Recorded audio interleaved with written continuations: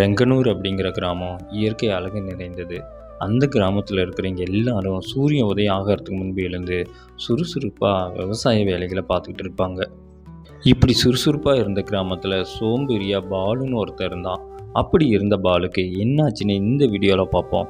வீடியோக்குள்ளே போகிறதுக்கு முன்னாடி சேனலை சப்ஸ்கிரைப் பண்ணலைன்னா மறக்காமல் சேனலை சப்ஸ்கிரைப் பண்ணுங்கள். தேங்க்யூ. ஊர்க்காரங்க எப்பவுமே சுறுசுறுப்பாக இருந்தாலும் பாலு மட்டும் அதிலிருந்து விலகி எல்லா விஷயத்திலையும் பொறுமையாக இருப்பான். அப்படித்தான் ஒரு நாள், ஏண்டா பாலு, இன்னுமா தூங்கிட்டு இருக்க? ஊர்ல எல்லாரும் காலையில எழுந்திரிச்சு சூரியன் உதயமாகறதுக்கு முன்னாடியே விவசாய வேலையை பார்க்க போறாங்க. ஆனா நீ இன்னும் தூங்கிட்டு இருக்க. இப்படி இருந்தா எப்படி சம்பாதிக்கிறது? எப்படி கல்யாணம் பண்றது? நேரங்காலமா எழுந்திரிச்சு வேலைக்கு போ. அம்மா எல்லாரும் அவசர அவசரமாக ஓடுறான்னு நானும் வேகமாக ஓடணும்னு எந்த அவசியம் இல்லைம்மா. ஆதிகால மனுஷனோட வாழ்நாள் எவ்வளவு தெரியுமா? 120 ஆண்டுகள். இப்படி வேகமாக ஓடுறனால தான் சீக்கிரமாக பணம் சம்பாரித்து நோயை சம்பாரித்து 50-60 வயசில் எல்லாரும் இறந்துடுறாங்க. வாழ்க்கையில் பொறுமை ரொம்ப முக்கியமா. என்னடா தம்பி, உன்னை உழைச்சி சம்பாதிக்க சொன்னா புதுசா என்னென்னமோ சொல்லிக்கிட்டு இருக்க. வேலைக்கு போற வேலையை பாரு. மிதமிஞ்சிய பொறுமை சோம்பேறித்தனத்துக்கு தான் வழிவகுக்கும். காட்டுல கரை கட்டுற வேலை இருக்கு, போய் கரை கட்டுற வேலையை பாரு. சூரியன் சுள்ளுன்னு அடிச்சா நீ வேலையும் செய்ய மாட்ட, ஒன்றும் செய்ய மாட்ட, அப்படியே வந்துருவ. இப்படி அவனோட அம்மா திட்ட அவனும் அங்கிருந்து கிளம்பி கரை கட்ட வயலுக்கு போனான். அப்போ எதிரில் அவனோட நண்பன் வர, என்னடா பாலு, இப்போதான் உனக்கு விடிய ஆரம்பிக்குதா? என்னைய பாரு, நேரங்காலமாக எழுந்து காலையிலேயே வேலையை முடிச்சிட்டேன். இனி நான் போய் வேறு வேலையை பார்ப்பேன். இப்படி இருக்கிற நீ என்னத்தை சாதிக்க போறியோ? உன்னை விட சோம்பேறி யாரும் இந்த ஊரில் இல்லைடா.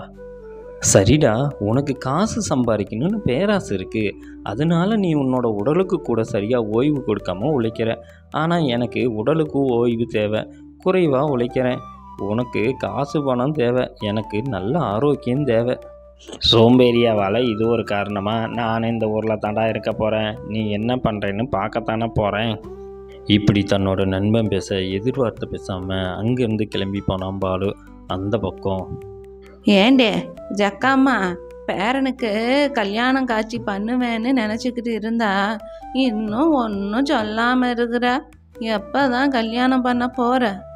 எங்க அத்தா கல்யாணம் பண்ணுறது? இவன் எல்லார் மாதிரி என்ன சுறுசுறுப்பாவா இருக்கிறான்?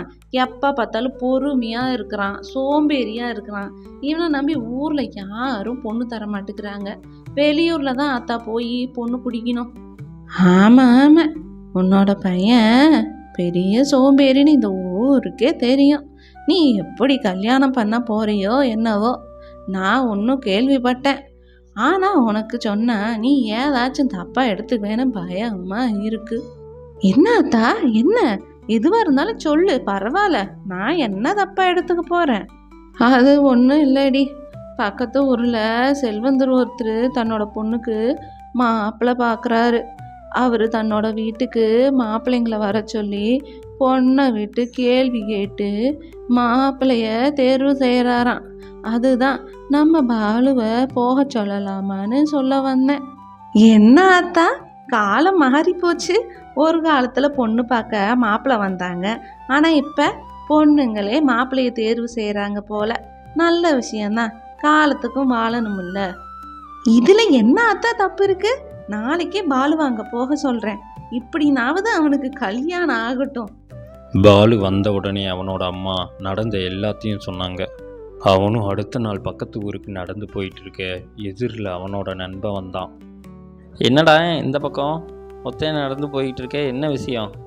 அது ஒன்றும் இல்லைடா, பக்கத்து ஊரில் பொண்ணுக்கு மாப்பிள்ளை தேர்வு செய்ய போகிறாங்களா, அதுக்கு தான் என்னோட அம்மா போயிட்டு வர சொன்னாங்க. அட, நானும் அதுக்கு தாண்டா போயிட்டுருக்கேன். ஆனால் நான் உழைப்பாளி, எனக்கு தான் அந்த பொண்ணு. நீ பொறுமையாக வேலை செய்கிற சோம்பேறி, உனக்கு அவள் கிடைக்க மாட்டா. நீ வர்றதே வெட்டி தான். இப்படி தன்னோட நண்பன் அசிங்கப்படுத்த அவனும் எதையும் கண்டுக்காம நடந்து போனான். அங்கே மாப்பிள்ளை தேர்வு நடக்க பொண்ணும், உங்ககிட்ட என்ன திறமை இருக்கு? எதை வச்சு பெண் பார்க்க வந்திருக்கிறீங்க? நான் மிகப்பெரிய உழைப்பாளி. என்னோட உழைப்பால் எப்படிப்பட்ட விஷயத்தையும் எளிதாக சாதிப்பேன். என்னோட சுறுசுறுப்புக்கு அளவே இல்லை. உன்னிடம் என்ன திறமை உள்ளது? எதை வைத்து பெண் பார்க்க வந்திருக்கீங்க? என்னை பற்றி உனக்கு தெரியாத ஆச்சரியமாக உள்ளது. நான் தான் பெரிய செல்வந்தர். என்னிடம் அளவுக்கு அதிகமாக செல்வம் உள்ளது. நீ எதற்காக என்னை பெண் பார்க்க வந்தாய்? இப்படி கேட்க பாலு எதையும் சொல்லாமல் நின்னான். கோபமான பொண்ணோட அப்பா, முட்டாளு, எதுக்கு இங்கே வந்த, என்ன திறமை உங்ககிட்ட இருக்கு, இப்படி கோபமாக திட்டினாரு. அதெல்லாம் பொருட்படுத்தாமல் பாலு அமைதியாக நின்னான். இங்கே பாருங்க, இதுதான் என்னோட திறமை. நான் ஒரு பொறுமைசாலி, நிதானமானவன். என்னிடம் மூர்க்கத்தனமான சுறுசுறுப்பு இல்லை, நிதானம் உள்ளது. செல்வம் இல்லை, பொறுமை உள்ளது. அப்பா, சுறுசுறுப்பா இருக்கிற உழைப்பாளி தன்னோட தேவைக்காக எதையும் செய்வான். அவன்கிட்ட நிதானம் இல்லை. நிறைஞ்ச செல்வம் இருக்கவன்ட்ட ஆணவம் அதிகமா இருக்கு. நான் பொறுமையும் நிதானமும் இருக்கிற பாலுவையே கல்யாணம் பண்ணிக்கிறேன்ப்பா. இப்படி 2 பேத்துக்கும் கல்யாணம் ஆச்சு. நிதானம் இல்லாத சுறுசுறுப்பும் கர்வம் உடைய செல்வமும் வீண்தான். பொண்ணெடுத்த முடிவு சரியா தவறான்னு மறக்காமல் கமெண்ட் பண்ணுங்கள். வீடியோ பிடிச்சிருந்தால் லைக் அண்ட் ஷேர் பண்ணிவிட்டு சேனலை மறக்காமல் சப்ஸ்கிரைப் பண்ணுங்கள். தேங்க்யூ.